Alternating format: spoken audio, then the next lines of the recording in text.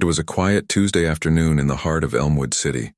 The sun hung high, casting its warm glow on the bustling Main Street, where pedestrians hurried about their errands. Richard Caldwell walked down the sidewalk, a slight limp in his stride barely noticeable unless you looked closely. Dressed in a simple navy blue sweatshirt and well-worn jeans, he seemed like an unremarkable man in his 60s, though his sharp eyes scanned his surroundings with a quiet alertness. He paused in front of a corner bakery, the scent of fresh bread wafting out to greet him. He smiled faintly, remembering how his late wife, Eleanor, had loved pastries from a similar shop in their old neighborhood. He placed a hand in his pocket, feeling the small coin he always carried, one she had given him before his first deployment. It had become his quiet reminder to stay grounded, no matter the situation. As he continued down the street, he noticed a young mother struggling to calm her crying child outside a coffee shop. Her toddler clutched a stuffed rabbit with one ear torn off, wailing inconsolably. "Let me help," Richard said softly, stepping forward with a reassuring smile. The mother hesitated, but something about his demeanor put her at ease. Richard knelt, his joints creaking slightly, and pulled a crisp white handkerchief from his pocket. He waved it in front of the child, pretending it had disappeared into thin air, only to reappear behind her ear. The toddler giggled through her tears, clutching her toy rabbit tightly. Richard handed the handkerchief to the mother with a polite nod. Sometimes all they need is a little distraction. The mother thanked him profusely, but he waved it off and continued on his way, leaving her wondering who this kind stranger might be. Richard turned the corner near a busy department store when he noticed a squad car parked haphazardly by the curb. Two officers stood nearby, their eyes scanning the street. Richard paid them no mind, focusing instead on the display in a shop window, a collection of hand-carved wooden figurines that reminded him of the markets he'd seen during his service overseas.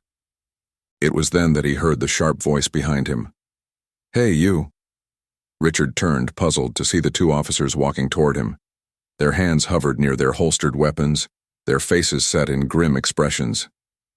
"Yes, officers?" he asked, his tone polite but firm. "You've been hanging around here for too long," the younger officer snapped, his eyes narrowing. "We got a report about a suspicious man matching your description." Richard blinked, taken aback. "Suspicious? I'm just walking down the street." "Don't get smart with us," the older officer said, his voice gruff. "Step aside." By now, a few passers-by had stopped to watch the interaction. A man in a business suit glanced over briefly before shaking his head and walking away, while a teenager pulled out his phone to record. Whispers began to ripple through the small crowd. "Is he homeless?" a woman murmured. "He doesn't look like trouble," another said, uncertain. Richard raised his hands slightly, palms outward. "Officers, I think there's been a misunderstanding. I haven't done anything wrong." "We'll decide that," the younger officer said, stepping closer. "Turn around and put your hands on your head." Richard's jaw tightened. His first instinct was to comply, but something about the younger officer's smug tone grated on him. Still, he didn't resist. Slowly he turned and placed his hands on his head, his eyes meeting those of a teenage girl holding her phone. "What are you doing?" she whispered to her friend, who was also recording. "He's not doing anything." Richard felt the cold steel of handcuffs bite into his wrists as the younger officer tightened them more than necessary. "This really isn't necessary," Richard said evenly, his calm demeanor contrasting sharply with the officer's aggression. The older officer hesitated for a moment, glancing at his partner. "Let's just bring him in and sort it out later," he muttered, avoiding the onlookers' stares. Richard was escorted to the squad car, his head bumping the frame as he was shoved into the back seat. He glanced out the window, meeting the eyes of a child watching from a nearby car. The boy waved hesitantly, as if unsure whether to see Richard as a villain or a victim. The whispers from the crowd grew louder. Some were supportive, questioning the officer's actions, while others criticized Richard for what they assumed was suspicious behavior. As the squad car pulled away, Richard leaned back against the seat, his mind racing. He had faced countless dangers in his military career, ambushes, firefights, and life-or-death decisions. But this, being arrested in his own country for simply walking down the street, felt like an entirely different battle. The officers sat in the front seat, their conversation barely audible over the hum of the engine. "You think he's one of those guys who just hangs around looking for trouble?" the younger officer asked, glancing in the rearview mirror. "Maybe," the older officer replied, though his tone lacked conviction. "Doesn't matter now. Let's just get this over with." Richard remained silent, his expression unreadable. But inside he couldn't help wondering how many others had been treated this way, judged and humiliated without cause. And then, almost as an afterthought, he murmured under his breath, "You have no idea who I am." Richard stepped out of the squad car, his hands still cuffed behind his back. The police station loomed ahead, a gray, soulless building with peeling paint and a flickering fluorescent sign that read, Elmwood Police Department. The officers flanked him on either side, their grip on his arms unnecessarily firm. His broad shoulders remained squared, his head held high despite the murmurs and sidelong glances from the officers milling about outside. Inside, the atmosphere was suffocating. Harsh lighting, the smell of stale coffee, and the dull hum of chatter punctuated by the occasional outburst from a holding cell. Richard stood in front of the booking counter as the younger officer removed his cuffs. "Name," barked the clerk, a balding man with glasses perched low on his nose. "Richard Caldwell," he said evenly. "Address?" Richard gave it without hesitation, the same address he'd lived at since his retirement a decade ago. The clerk raised an eyebrow, glancing at his clothes as if the modest sweatshirt and jeans didn't align with the quiet suburban neighborhood he'd described. "Occupation?" "Retired." "From what?" The clerk didn't even bother to look up, his tone dismissive. "United States Army." The clerk snorted softly. "Right, and I'm the president." He scribbled something on the form before gesturing to the younger officer. "Take him for prints and photos." The stark white walls of the processing room seemed to press in on Richard as he stood in front of the camera. The officer manning the equipment looked him up and down, his lip curling slightly. "Face forward, don't smile." Richard complied, his expression neutral as the flash went off. Turned to the side. Again he obeyed, though a flicker of indignation flashed through his eyes. The sound of the camera shutter was sharp, almost accusatory, as though each click judged him. When it came time for his fingerprints, the officer pressed his hands down onto the ink pad with unnecessary force. "Keep still," the officer snapped, as though Richard were deliberately resisting. The ink felt cold and sticky against his skin.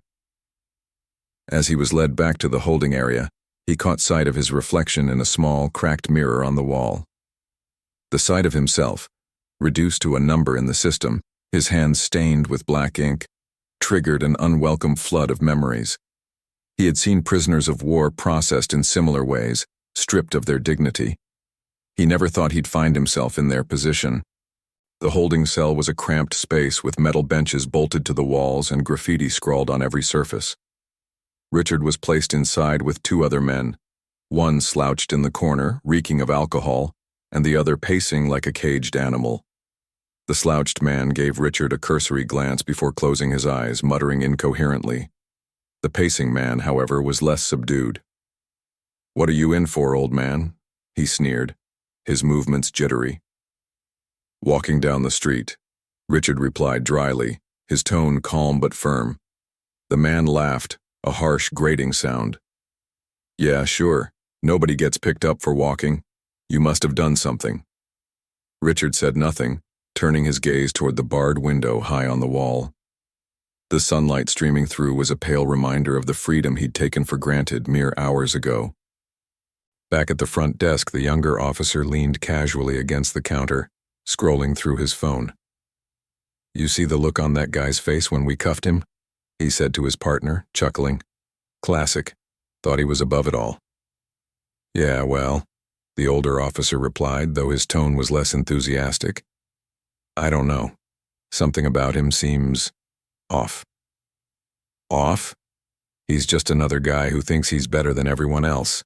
the younger officer said, rolling his eyes. Bet he's got a rap sheet a mile long. The older officer hesitated. You check his ID yet? Not yet, the younger officer said, waving his phone dismissively. What's the rush? Let him stew for a bit. Hours passed. Richard sat silently in the corner of the cell, ignoring the incessant muttering of the drunk man and the pacing of the jittery one.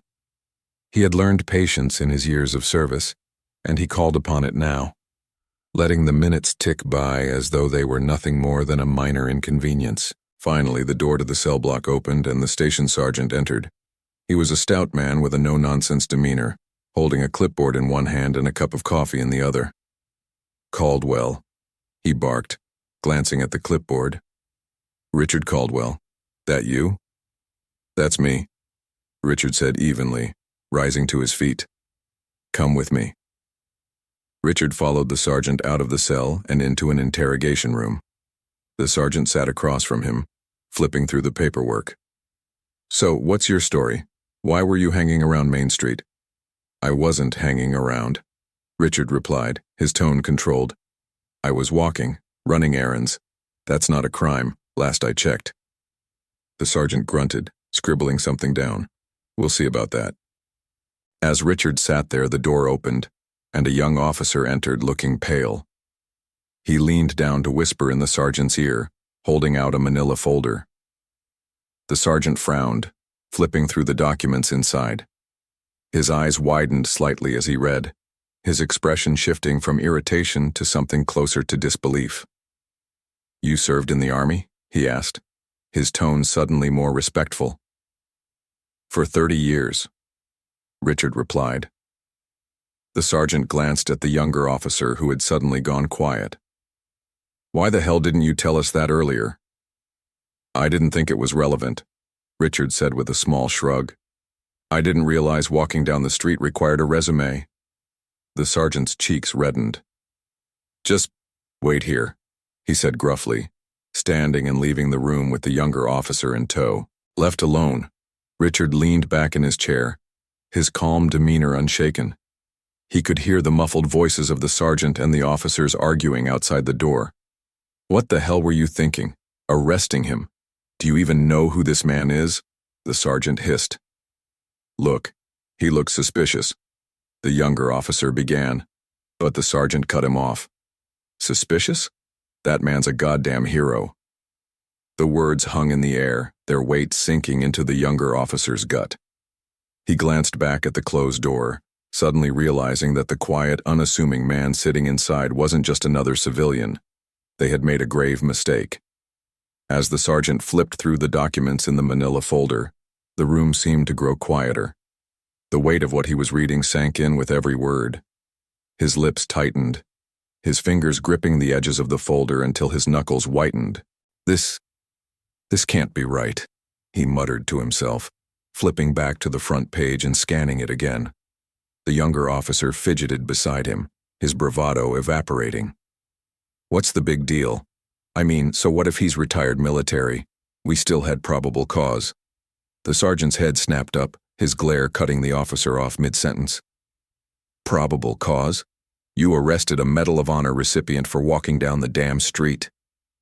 His voice was low but laced with fury, the kind that made everyone within earshot hold their breath. The younger officer swallowed hard, his face paling. I didn't know. Of course you didn't know, the sergeant barked, slamming the folder shut. Because you didn't bother to check his ID or ask him a single damn question. Instead, you cuffed him, humiliated him, and now you've made us all look like fools. The older officer, who had been silent until now, cleared his throat awkwardly. To be fair, Sarge, he didn't exactly look like... Don't, the sergeant interrupted, his voice sharp. Don't even finish that sentence. You're about to embarrass yourself even more. He turned back to the folder, shaking his head in disbelief. Colonel Richard Caldwell, 30 years in the United States Army. Led multiple high-risk operations in hostile territories. Saved countless lives. Recipient of the Silver Star, Distinguished Service Cross and the damn Medal of Honor. And you thought he looked suspicious. The younger officer opened his mouth to respond but thought better of it. The sergeant's glare could have cut through steel. While the officers argued in the hallway, Richard sat on the hard bench in the holding cell, his expression unreadable. He wasn't angry. He had learned long ago that anger was a waste of energy in situations like this. But there was a quiet resolve in his eyes, a kind of unshakable dignity that not even cold steel cuffs or sneering officers could diminish. The drunk man in the corner stirred, blinking bleary eyes at Richard. "You don't look like you belong here," he slurred. Richard glanced at him, offering a faint smile. "Neither do you." The man snorted, leaning his head back against the wall. "Yeah, well, life's funny like that." The jittery man pacing the cell suddenly stopped, narrowing his eyes at Richard. "You're too calm. Most people in here are pissed or scared. What's your deal?" Richard tilted his head slightly, his voice steady. "I've been in worse places than this." "Worse than here?" The man barked a laugh, his voice tinged with disbelief. "Buddy, this is rock bottom." Richard's gaze softened, a flicker of empathy crossing his face. "You'd be surprised what people can survive." The man scoffed but said nothing more, resuming his pacing. Richard leaned back against the wall, closing his eyes briefly. Memories of dusty outposts and the deafening roar of helicopters flooded his mind. He could still see the faces of the men and women he had served with, some of whom never made it home. Compared to those moments, this, being stuck in a holding cell with a couple of strangers, was nothing. The sound of the cell block door slamming open jolted everyone to attention. The sergeant stormed in, followed closely by the younger officer, who now looked like he wanted to disappear into the floor. "Caldwell," the sergeant said sharply, his tone a mix of command and respect. "Come with me." Richard rose slowly, his movements calm and deliberate. The two other men in the cell watched with wide eyes, their curiosity palpable. "What's going on?" the jittery man muttered. "Who the hell is this guy?" Richard stepped out of the cell, pausing briefly to glance back at the men.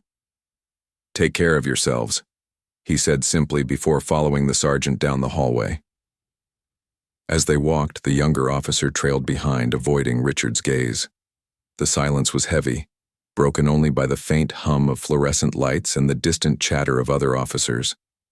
Richard could feel the tension radiating off the younger officer, but he said nothing, letting the weight of the moment settle where it belonged. In the interrogation room, the sergeant gestured for Richard to sit. The younger officer remained standing near the door, his shoulders hunched as though bracing for impact. "Colonel," the sergeant began, his tone carefully measured, "I owe you an apology." "No."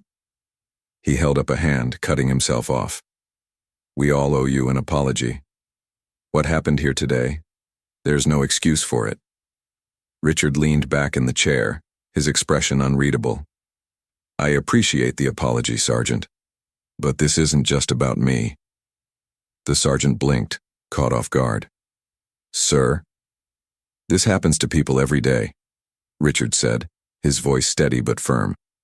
"People who don't have a file full of medals to save them. If you want to make this right, start by fixing the way you see people."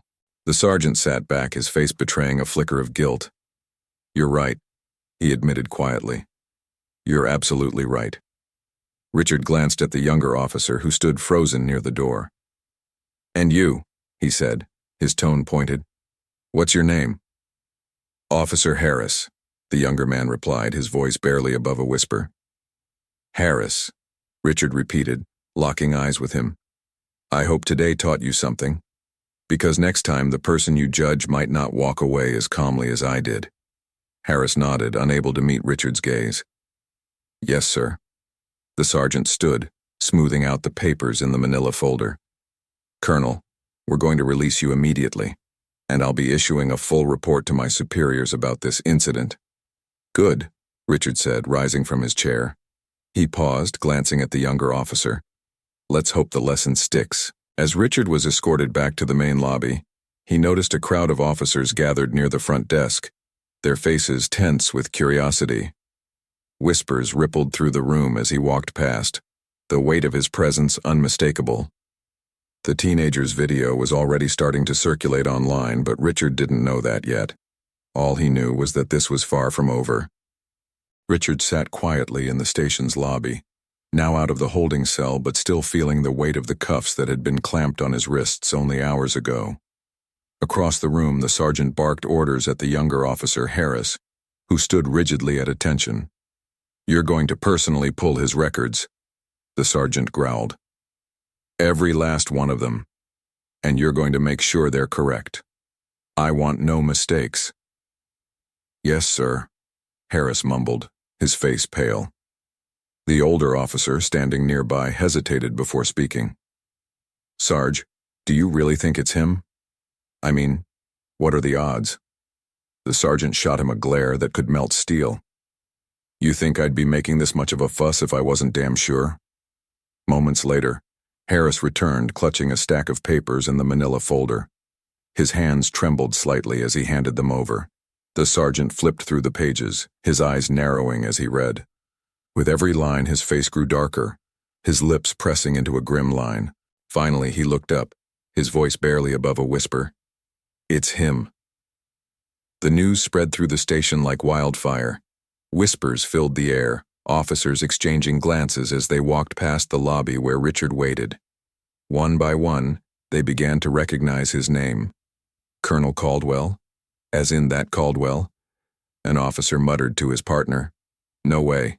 He's a damn legend," the other replied, his voice hushed. "Led that mission in Kabul. Saved, what, 40 people?" 43, a third officer corrected, leaning in. "And that's just one mission. There's a whole documentary about him." In the corner, Harris sank into a chair, his face buried in his hands. The magnitude of his mistake weighed on him like a ton of bricks. He could hear snippets of the other officers' conversations, each one a nail in the coffin of his guilt. Imagine cuffing a guy like that. What the hell was he thinking? "I heard he's got a Medal of Honor. Man, I'd resign if I did something like that." Harris groaned softly, his shame now complete. The sergeant approached Richard cautiously, the manila folder clutched in his hands.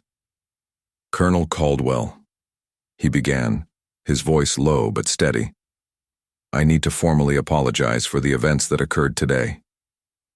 Richard looked up, his calm expression betraying nothing of the turmoil beneath. "You've already apologized, Sergeant. No need to repeat yourself." "No, sir," the sergeant said, shaking his head. "I do need to repeat myself. Because what happened here wasn't just a mistake. It was a failure.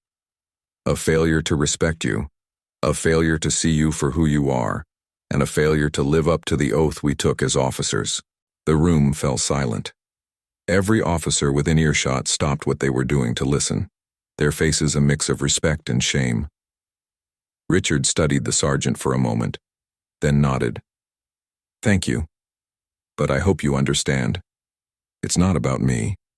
It's about everyone who's been treated this way but didn't have a file full of medals to set the record straight." The sergeant's jaw tightened and he nodded. "I hear you, Colonel." Loud and clear. Meanwhile, outside the station, the teenager's video had gone viral. Uploaded with the caption, "Man arrested for walking. Turns out he's a war hero." The footage was spreading like wildfire across social media.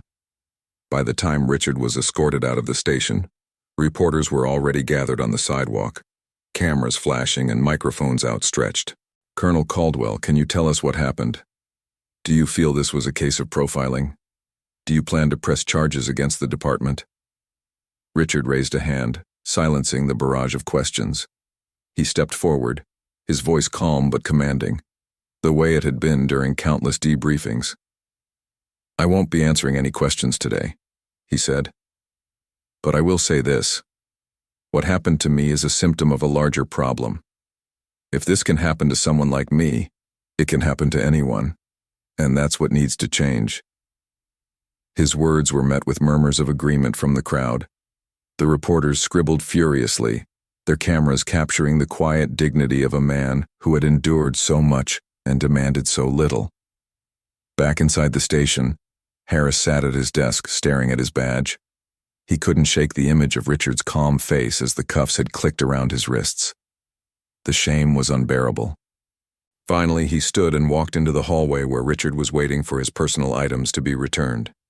Taking a deep breath, Harris approached him. "Colonel," he said quietly. Richard turned, his gaze steady. "Officer Harris's." I wanted to say I'm sorry," Harris stammered, his words tumbling out in a rush. I didn't realize who you were, and that's the problem, isn't it?" Richard interrupted, his tone sharp but not unkind. "You didn't realize who I was, so you assumed the worst." Harris flinched, but Richard wasn't finished. "Do you know what I learned in the military, Officer Harris's?" he continued. "That you don't judge a man by his rank, his uniform, or the medals on his chest. You judge him by his actions. And today your actions spoke loud and clear." Harris swallowed hard, his throat dry. "You're right," he said finally, his voice barely above a whisper. "You're absolutely right." Richard studied him for a moment, then nodded. "Good. Then make sure this never happens again." The police chief held a press conference later that evening, standing at a podium surrounded by reporters. His expression was grim, his tone contrite. "Today, our department failed one of our own, a man who has served this country with honor and distinction. Colonel Richard Caldwell deserves better, and so does every citizen of Elmwood City. Effective immediately, I will be launching an internal investigation into this incident and implementing new training protocols to ensure it never happens again." The chief's words were broadcast across every major network, but Richard, sitting at home in his modest living room, paid them little mind. He was more focused on the messages flooding his phone, calls from old comrades, texts from friends and family, and emails from strangers thanking him for his service and his courage. As Richard sat in the quiet of his home, his gaze fell on the coin his wife had given him so many years ago. He turned it over in his hand, the familiar weight grounding him. This wasn't over, not by a long shot. With a sigh, he picked up his phone and began dialing a number. If the world was going to change, he would have to lead the charge, just as he always had. As Richard's story spread, the video of his arrest became the catalyst for a national conversation. News outlets picked up the footage, replaying the moment when Richard, calm and composed, was led into the police station in handcuffs. The contrast between his quiet dignity and the officer's aggressive handling struck a nerve with viewers. The community speaks out local residents, who had once passed Richard on the street without a second glance, were now vocal in their outrage. At a town hall meeting held just days after the incident, community members demanded answers from the police chief. "If this can happen to someone like Colonel Caldwell, what about the rest of us?" shouted a woman in the crowd, her voice trembling with anger. "What kind of message does this send to our children?"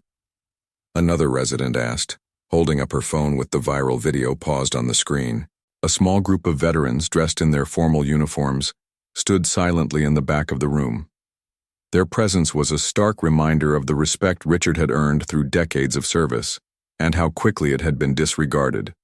Social media erupts online. The hashtag #RespectCaldwell began trending within hours. Posts flooded in from across the country. Colonel Richard Caldwell served his country for 30 years. He deserves better. We all do. The police judged a hero based on his clothes. How many more have been judged unfairly? To Colonel Caldwell, thank you for handling this with more grace than most of us ever could. Celebrities, politicians, and activists added their voices to the chorus, calling for systemic changes in law enforcement training and accountability.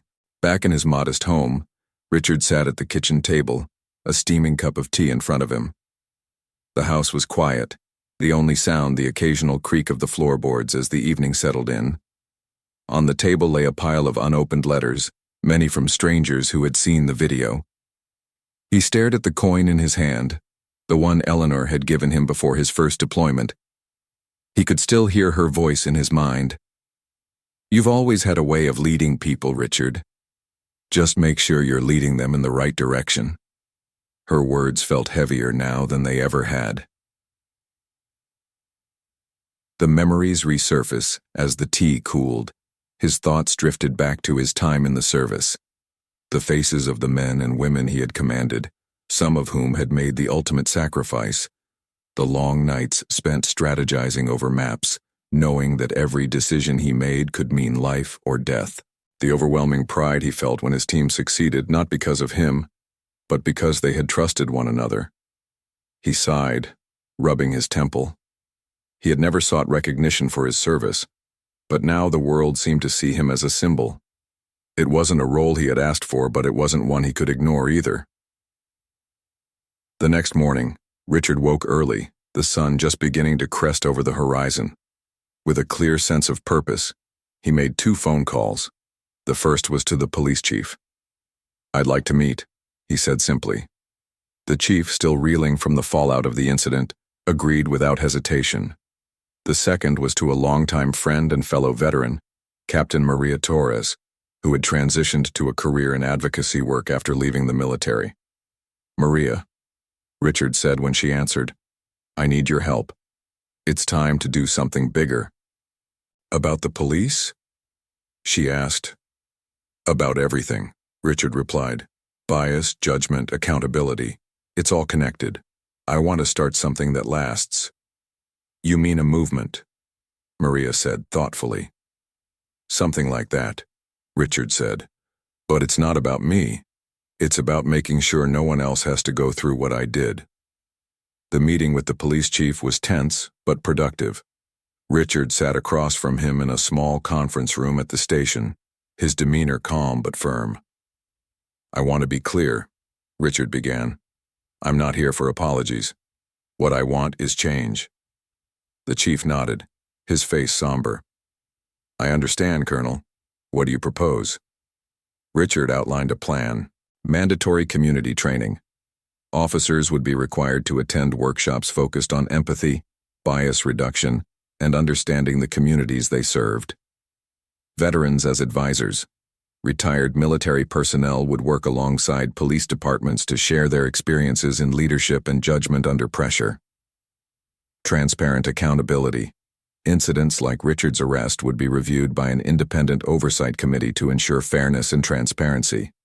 The chief agreed to pilot the programs, starting with his department. "If this works," he said, "it could be a model for the entire country." With Maria's help, Richard founded an organization called the Caldwell Initiative. Its mission was simple: to foster respect, understanding, and accountability between law enforcement and the communities they served. The initiative's first event was a public forum, held in the same town where Richard had been arrested. Hundreds attended, including officers from the local department, veterans, and community leaders. Richard spoke at the event, his voice steady but powerful. "We can't change the past," he said, "but we can decide how we move forward. It starts with listening, it starts with respect, and it starts today." The room erupted into applause, but Richard remained humble.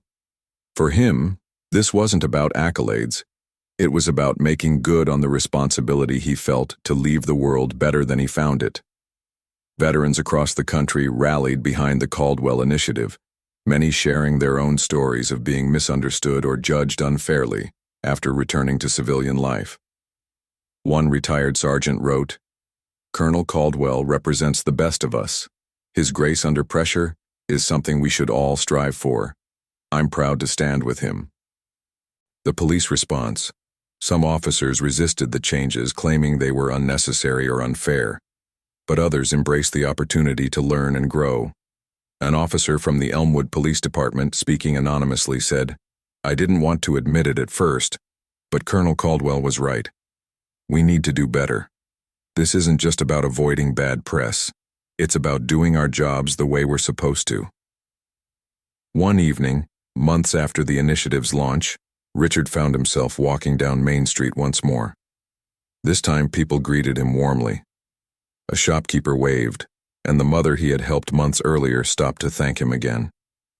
As he approached the corner where he had been arrested, a young boy ran up to him holding out a drawing. It was a crude but heartfelt depiction of Richard, complete with a shiny gold medal pinned to his chest. "Is this me?" Richard asked, smiling. The boy nodded shyly. "You're a hero," Richard crouched down, his voice gentle. A hero isn't someone with medals or trophies, son. A hero is someone who does the right thing, even when it's hard. As the boy ran back to his parents, Richard stood and looked toward the horizon. He knew the road ahead would be long, but he was ready for it. For the first time in a long time, he felt a sense of peace. Richard and Maria sat in a small borrowed office, surrounded by stacks of paperwork, whiteboards with scribbled notes, and half-empty coffee cups. The Caldwell Initiative had been announced publicly, but now came the real challenge: turning words into action. "We need funding," Maria said, tapping her pen against a notebook. "Workshops, forums, outreach programs, it all costs money." Richard nodded, already drafting an email to a contact he had in a veterans organization. "We'll start with the Veterans Network. They'll understand the mission better than anyone." Within weeks, small donations began trickling in. Retired service members, local businesses, and even a few anonymous donors chipped in to keep the initiative running. Richard refused to let the organization rely on large corporations or political endorsements, fearing it would compromise their independence. While many embraced the initiative, there were those who opposed it, particularly from within law enforcement. At one of the first workshops, designed to address implicit bias, a senior officer stood up midway through the session. "This is a waste of time," he said, his voice dripping with disdain. "I've been on the force for 25 years. I don't need some war hero telling me how to do my job." The room fell silent. Richard, standing at the front, didn't flinch. He had dealt with tougher resistance in the field. "You're right," Richard said calmly. "You don't need me to tell you how to do your job. But let me ask you something. Have you ever been in a situation where someone judged you unfairly? Where they assumed something about you that wasn't true?" The officer frowned but didn't respond. Richard continued, his tone firm but empathetic. "That's what this is about. It's not about pointing fingers. It's about making sure we're not making snap judgments that hurt the people we're supposed to protect." The officer sat down, grumbling under his breath, but he stayed for the rest of the session. By the end, he approached Richard quietly and said, "Maybe I needed to hear that." Officer Janet Lopez was one of the first to go through the initiative's leadership training program. A 10-year veteran of the force, she had grown disillusioned with the job, frustrated by the adversarial relationship between the police and the community. Through the initiative, she learned to approach situations with empathy rather than suspicion. She began mentoring younger officers, sharing stories from the workshops, and encouraging them to attend. "I never realized how much my own biases were affecting the way I did my job," she admitted during an interview. "Colonel Caldwell's program didn't just make me a better officer, it made me a better person." One of Richard's goals was to bridge the gap between law enforcement and the youth in underserved communities. The initiative partnered with schools to host dialogue days, where officers and students could share their perspectives in a safe environment. At one session, a teenager named Marcus spoke up. He had been arrested twice for minor offenses and saw the police as nothing more than an oppressive force. "I don't trust you," he said bluntly, addressing the officers in the room. "You don't know what it's like to grow up here." An officer began to respond defensively, but Richard raised a hand to stop him. "Marcus," he said, his voice calm, "you're right. We don't know what it's like. That's why we're here, to listen. Tell us your story." Marcus hesitated, then began to speak. By the end of the session, he and the officer who had tried to respond earlier were having a one-on-one conversation. Weeks later, Marcus enrolled in a community mentorship program sponsored by the initiative. He later told Richard, "I didn't think anyone cared about what I had to say, but you proved me wrong." At one event, a homeless veteran named Doug approached Richard. His clothes were ragged, and his hands trembled as he spoke. "I saw the video," Doug said, his voice shaking. "What happened to you? It happens to guys like me all the time, but nobody notices." Richard placed a hand on Doug's shoulder. "I notice, and I want to help." Doug became one of the first participants in the initiative's job placement program, which partnered with local businesses to provide employment opportunities for veterans. Within months, Doug had a steady job and a place to live. "I thought my life was over," he said during a follow-up interview. "But now I've got hope again. All because someone took the time to see me." Despite its successes, the Caldwell Initiative faced criticism from certain groups. Some claimed it was anti-police, while others accused it of being too lenient on law enforcement. Richard addressed these criticisms head-on during a televised interview. "The initiative isn't about taking sides," he said. "It's about finding common ground. If we don't talk to each other, if we don't try to understand each other, nothing will change." His words resonated with many, but the opposition remained vocal. Running the initiative took a toll on Richard. He often worked long hours attending meetings, organizing events, and speaking at conferences. Maria frequently reminded him to take breaks, but he rarely listened. One night, as he sat alone in the office, he pulled out a photograph of Eleanor. Her smiling face reminded him why he had started this journey in the first place. "I hope I'm making you proud," he whispered. Over time, the Caldwell Initiative grew beyond Elmwood City. Police departments across the country began adopting its programs, and other communities launched their own versions of dialogue days and leadership training workshops. Richard was invited to speak at national conferences, where his quiet humility and unwavering determination inspired audiences of all backgrounds. Years later, as Richard sat on a park bench watching children play, a young officer approached him. The man hesitated, then said, "Colonel Caldwell?" Richard looked up, smiling faintly. "That's me." "I just wanted to thank you," the officer said. "I went through your program a few years ago. It changed the way I see my job and the people I serve. I wouldn't be the officer I am today without it." Richard nodded, his heart swelling with pride. "Thank you for saying that, but remember, it's not about me. It's about what we do with what we've learned." The officer nodded and walked away, leaving Richard alone with his thoughts. As he watched the sunset, he felt a quiet satisfaction. The work wasn't finished, there was still so much to do. But he had made a difference. And that was enough. The day after Richard was released, the Elmwood Police Department held a press conference outside its headquarters. A podium stood at the center, flanked by reporters, cameras, and a mix of police officers and community members. The police chief, visibly tense, adjusted his tie as he approached the microphone. Behind him stood the sergeant, Officer Harris, and several other members of the department, all with somber expressions. The crowd buzzed with murmurs, anticipation thick in the air. At the back of the crowd, Richard stood quietly, his arms crossed, watching. The chief began. "Yesterday, this department made a grave error in judgment.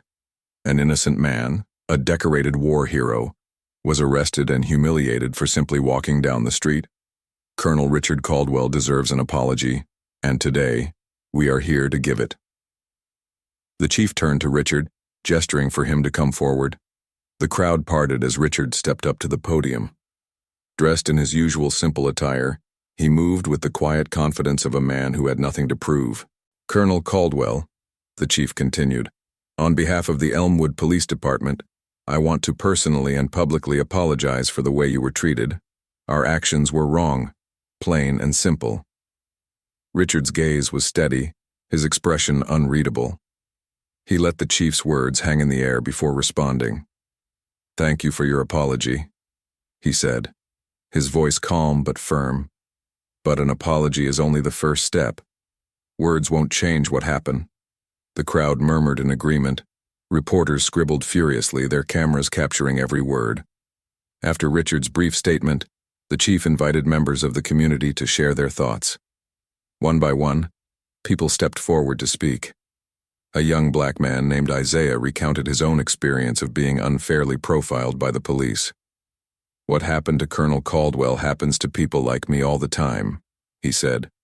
"But nobody listens unless it's someone important." A mother spoke tearfully about her teenage son, who had been arrested for a minor offense. "He's not a criminal," she said, "but you treated him like one." Their stories painted a vivid picture of the systemic issues that had plagued the department for years. Richard listened intently, his hands clasped in front of him, nodding occasionally as each person spoke. At one point, Officer Harris, the younger officer who had arrested Richard, stepped hesitantly to the microphone. The crowd fell silent, their eyes fixed on him. Harris's voice wavered. I was one of the officers who arrested Colonel Caldwell, and I was wrong. I judged him based on his appearance, not his actions. I didn't take the time to ask questions or look deeper, and for that I'm truly sorry. His voice cracked and he paused to collect himself.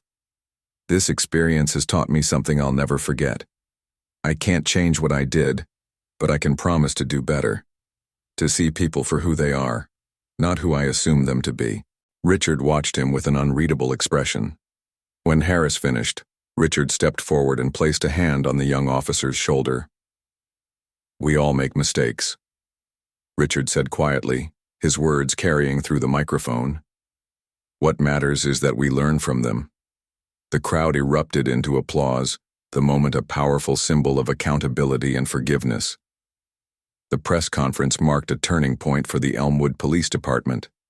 Under mounting public pressure, the department implemented several immediate changes. Mandatory bias training. All officers were required to attend workshops focused on empathy, de-escalation, and understanding community dynamics. Independent oversight. A civilian review board was established to investigate complaints against the police. Community policing initiatives. Officers were encouraged to engage with the community through dialogue sessions, mentorship programs, and public forums. The department also partnered with Richard and the Caldwell Initiative to design its training programs, ensuring that the lessons he advocated would be implemented across the board. Later that evening, Richard returned home, exhausted but hopeful. He sat on his porch, watching the sun dip below the horizon. In his hands, he held a letter, one of dozens he had received since the incident. It was from a young man in Chicago who had seen the video of Richard's arrest. The letter read, Colonel Caldwell, I saw what happened to you, and I just wanted to say thank you. Thank you for staying calm. Thank you for speaking up. You didn't just stand up for yourself, you stood up for all of us. Because of you, I feel like maybe things can get better. Richard folded the letter carefully and placed it on the table beside him. For the first time in weeks, he allowed himself a small smile. The battle wasn't over, but for the first time, he felt like real change was possible. The story didn't end with the apology. It was just the beginning of a much larger journey, one that would take Richard from local forums to national platforms, from small-town gatherings to the halls of Congress. The Caldwell Initiative would grow, touching lives in ways Richard could never have imagined. As he sat on the porch that night, he couldn't help but think of Eleanor. Her voice echoed in his mind. You've always had a way of leading people, Richard. Just make sure you're leading them in the right direction. He looked out at the stars, the quiet strength in his heart undiminished. I hope I'm doing it right, he murmured to the night sky. In the months following the press conference, Richard's work began to gain national attention. The Caldwell Initiative's mission focused on fostering empathy, understanding, and accountability within law enforcement, struck a chord across the country. What started as a local effort in Elmwood began spreading to cities nationwide. Richard's first major step was expanding the initiative's training programs. With help from Maria and other key supporters, the Caldwell Initiative partnered with national organizations, including the National Association of Police Organizations, NAPO, and Black Lives Matter, to offer joint workshops. These workshops brought together officers and community leaders to engage in candid dialogues about police practices, systemic bias, and the path forward.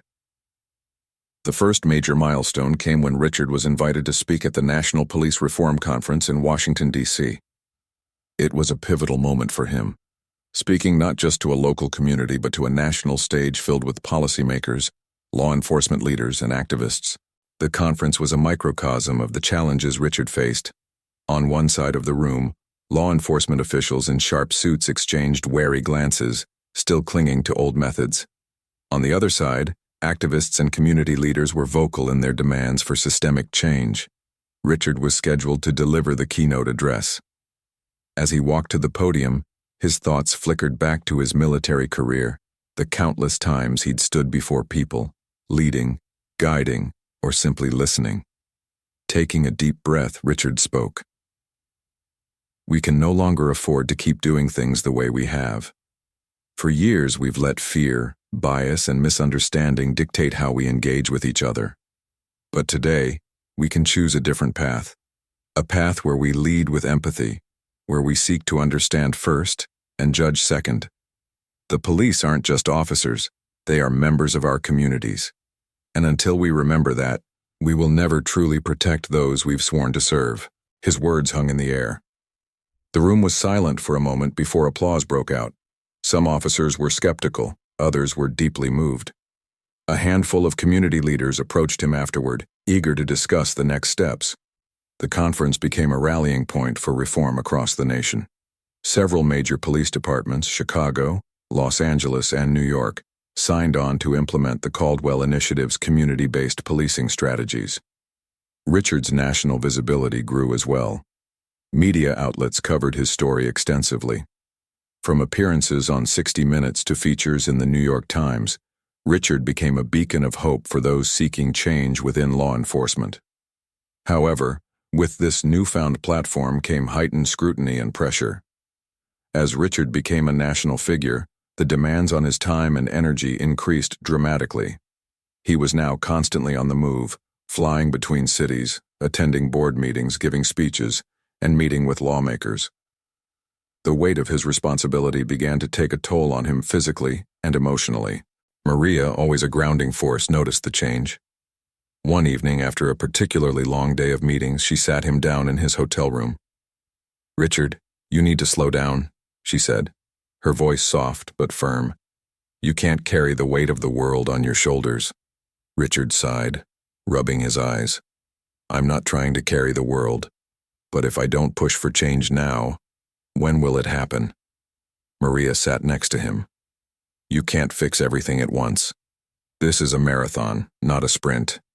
You need to take care of yourself or you won't be able to help anyone." Richard sat in silence for a moment, contemplating her words. He knew she was right, but the urgency of the work felt overwhelming. Amidst his busy schedule, Richard's personal reflections deepened. The pressure to succeed weighed on him, but he often found himself turning inward, replaying old memories of his military service, of the mistakes he had made, and of Eleanor. One evening, while walking through a park, he stopped in front of a small memorial dedicated to veterans. It was here, in this quiet corner of the city, that he had first promised Eleanor he would do everything he could to create a better world for their children. He closed his eyes for a moment, feeling the weight of her absence. "I hope you're still proud of me," he whispered. Despite the challenges, Richard found hope in the new generation of leaders he was mentoring. Officers, young activists, and community members who had once been on opposite sides of the fence were now coming together to learn from one another. These individuals would go on to champion the Caldwell Initiative's mission in their own communities. One officer, Sergeant Alicia Ramirez, who had been part of the first pilot program in Elmwood, was appointed to lead a new community outreach initiative in Dallas. She had been skeptical at first, but had seen firsthand how the initiative bridged divides. "I don't know what I would have done without that training," she said in an interview. "It's not just about policing, it's about building relationships. Relationships that are based on trust." As the Caldwell Initiative's success spread, it caught the attention of lawmakers in Washington, D.C. Richard was invited to meet with members of Congress to discuss police reform. The pressure was mounting to implement national standards for law enforcement training, and Richard's experience made him a key figure in the conversation. The legislation he advocated for would mandate bias reduction training for all law enforcement agencies, create an independent oversight committee to investigate police misconduct, provide funding for community policing initiatives, allowing departments to better connect with the populations they served. At the signing of the bill, Richard stood beside lawmakers, his face filled with quiet satisfaction. The work wasn't finished, but the groundwork had been laid for long-term change. Richard's reflection. Later that evening, as Richard watched the signing ceremony broadcast on TV, he reflected on how far the journey had come.